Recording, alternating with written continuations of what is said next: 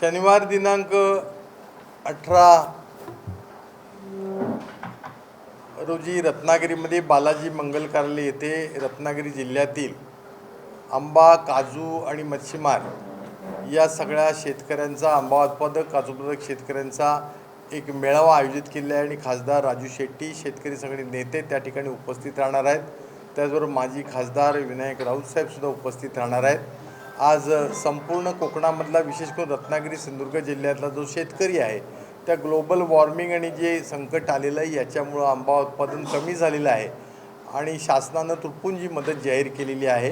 ही इथल्या सगळ्या आंबा उत्पादक आणि काजू उत्पादक शेतकऱ्याची चेष्टा आहे आणि त्यामुळं हेक्टरी 22,000 रुपये न देता हेक्टरी 5 लाख रुपये आम्हाला मदत मिळावी। प्रति झाडाला 5,000 रुपये अशाप्रमाणे आणि काजूच्या प्रति झाडाला 3,000 रुपये ही आमची आता तातडीची प्राथमिक मागणी आहे। ग्लोबल वॉर्मिंगमुळं म्हणजे हा डिझास्टर मॅनेजमेंटमधलाच भाग आहे। आमच्या आंबा पिकात नुकसान झालं, राज्य सरकारने केंद्र सरकारला आपला अहवाल पाठवला पाहिजे, त्यांची टीम या ठिकाणी आणली पाहिजे।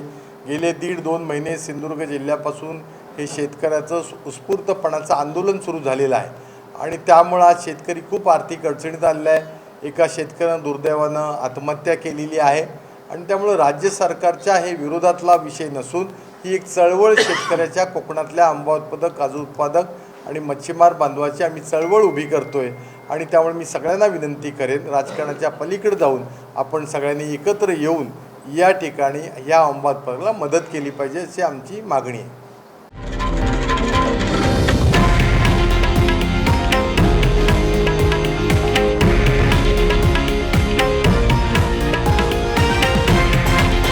हे आहे देशातील नंबर 1 न्यूज नेटवर्क आणि आपण पाहत आहात TV9 मराठी, एकमेव।